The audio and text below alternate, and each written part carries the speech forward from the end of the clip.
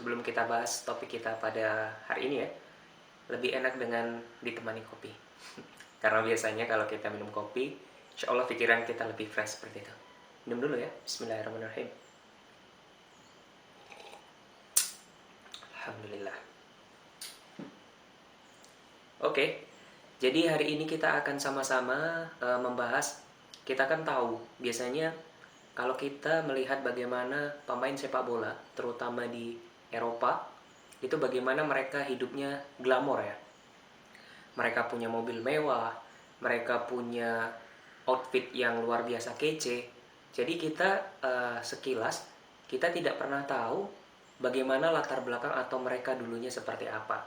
Padahal tidak semua pemain top Eropa itu biasa berangkat dari keluarga yang sudah berkecukupan dari awal. Biasanya mereka berangkat dari keluarga yang sangat sederhana, bahkan ada yang berangkat dari keluarga yang cenderung sangat miskin. Tapi karena kita hanya melihat mereka dari layar kaca ketika mereka sedang berlaga, atau bagaimana aktivitas mereka ketika selesai pertandingan dengan menampilkan mobil-mobil sport mewah mereka, kita tidak pernah sadar bahwa mereka juga berangkat dari kisah hidup yang struggle dulunya. Siapa saja mereka? Kita akan lihat ya, siapa saja daftarnya. Kita mulai cerita kita dari seorang Marcelo. Bagaimana kita tahu Marcelo adalah seorang pesepak bola yang sudah sangat top ya. Bahkan dalam beberapa tahun terakhir, dia menjadi bek kiri terbaik di Eropa. Karena dia setelah memperkuat Real Madrid dan mempersembahkan banyak gelar di sana. Tapi kita tidak tahu bagaimana awal karir seorang Marcelo ketika dia pertama kali akan menjajaki dunia sepak bola. Jadi Marcelo itu dulunya adalah seorang yang berasal dari keluarga miskin ya. Dia lahir di 12 Mei 1988 di Rio de Janeiro, Brasil. Jadi memang keluarga Marcelo ini adalah keluarga yang ada di taraf kemiskinan yang sangat luar biasa. Bahkan orang tuanya tidak sanggup untuk membiayai Marcelo untuk menempuh di dunia sepak bola seperti itu. Nah, pada suatu ketika ada cerita unik. Ketika itu Marcelo hendak membeli sepatu sepak bola, tetapi ibunya mengatakan bahwa dia tidak punya duit sedikit pun ya untuk membelikan sepatu si Marcelo ini. Sampai akhirnya Marcelo nekat mendatangi si penjual sepatu itu. Kemudian dia berkata, "Wahai paman, berikanlah kepadaku sepatu sepak bola, dan nanti akan aku ganti ketika aku sudah menjadi pemain profesional."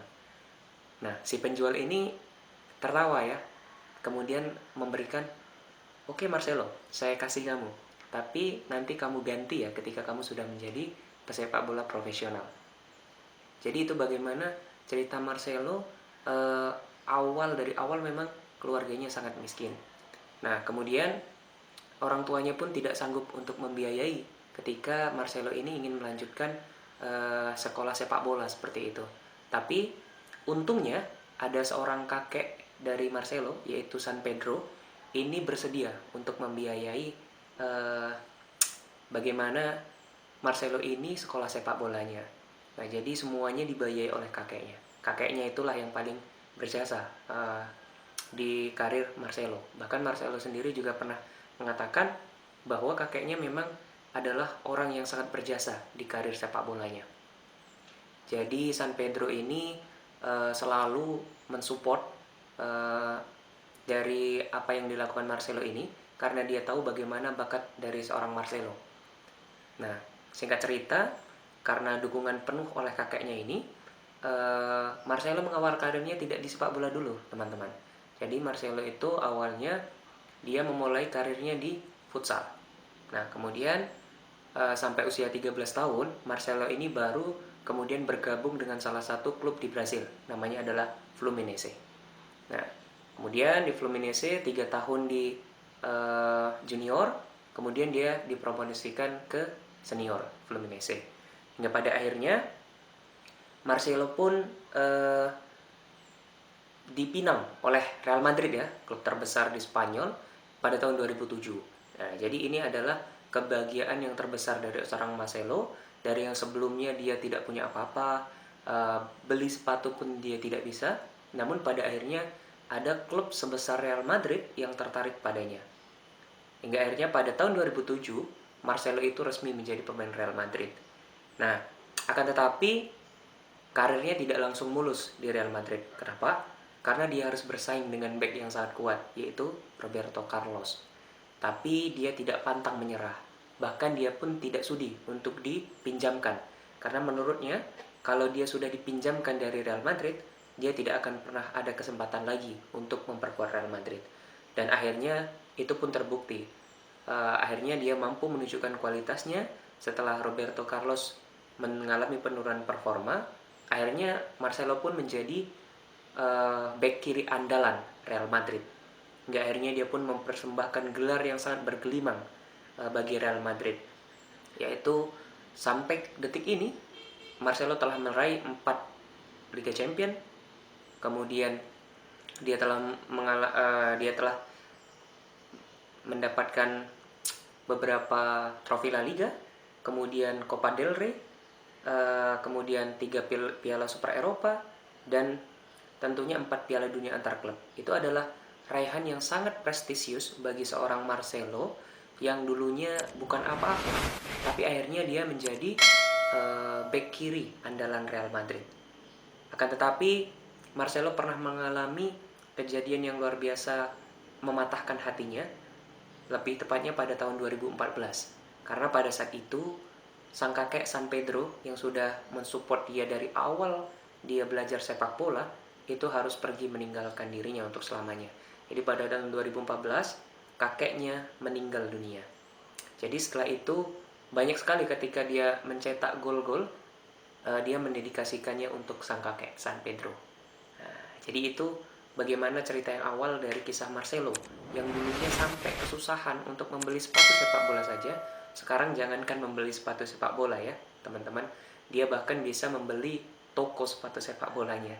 Ini bagaimana kita akan bahas bagaimana kisah inspiratif dari seorang CR7 atau Cristiano Ronaldo.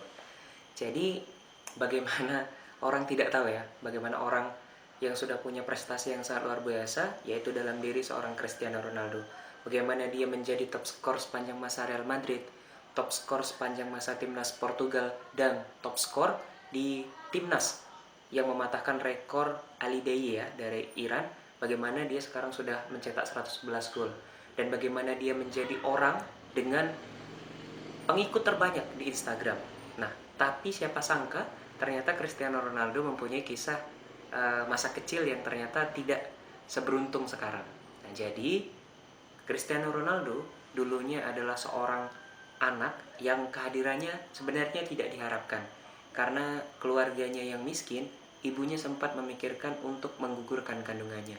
Tapi untungnya Ronaldo tidak gugur karena ternyata dari di kandungan dia sudah menjadi pribadi yang kuat, dan itu tercermin sampai sekarang.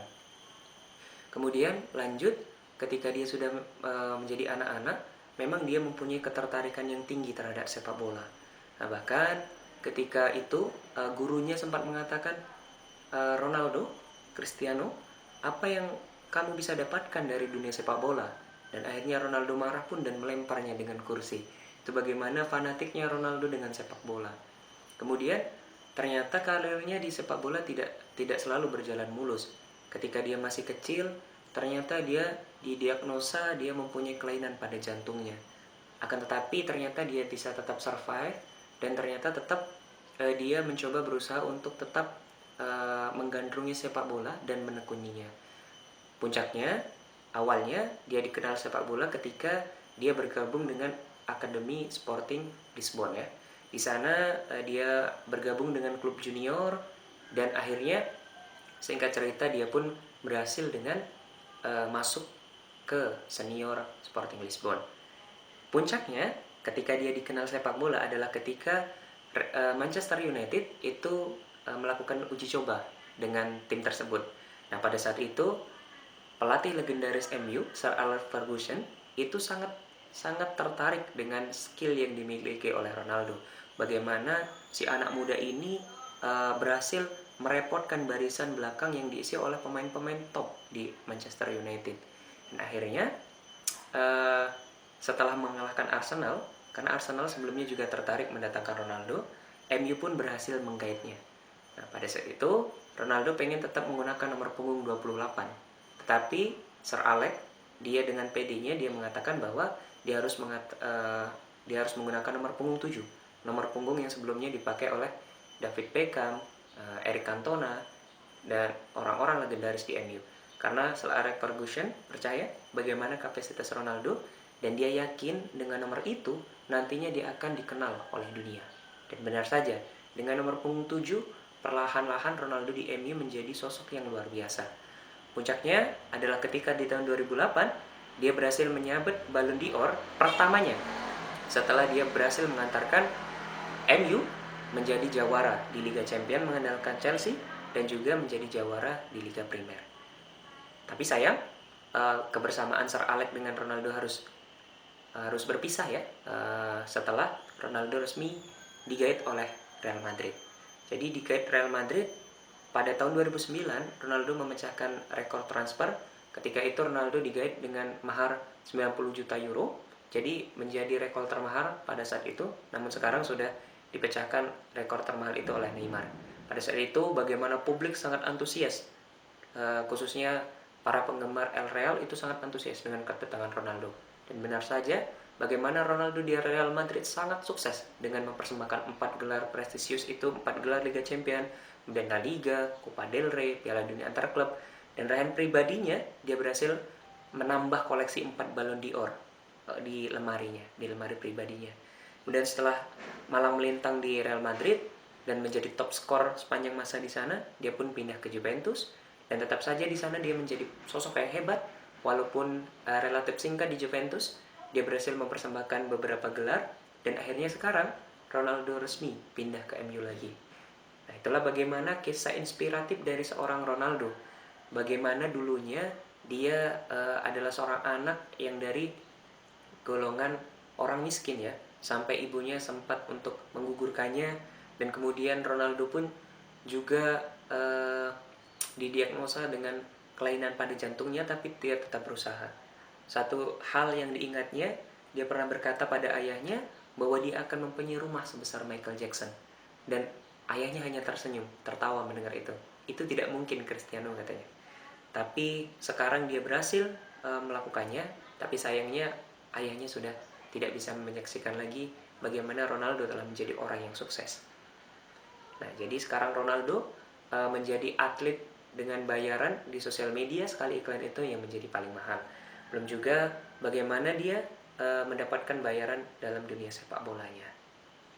Oke teman-teman, itulah tadi bagaimana kisah inspiratif tidak langsung menjadi orang yang sukses, tapi dia memang meniti dari awal karir. Nah, kita sebagai penonton ya di layar kaca, tentunya kita ketika ingin menjadi orang yang sukses, kita bukan hanya ingin kesuksesan yang instan. Bagaimana kita harus mencoba survive, kita mendaki satu persatu jalan itu, dan nanti kita akan menjadi orang yang sukses. Kita tidak harus menjadi seorang Ronaldo untuk sukses, tapi kita bisa menjadi sukses berdasarkan diri kita sendiri. Oke, itu saja. Terakhir, silakan tinggalkan like, komen, dan mohon untuk subscribe-nya, karena subscribe akan menjadi amal jariah bagi Anda. Bye-bye. Assalamualaikum warahmatullahi wabarakatuh.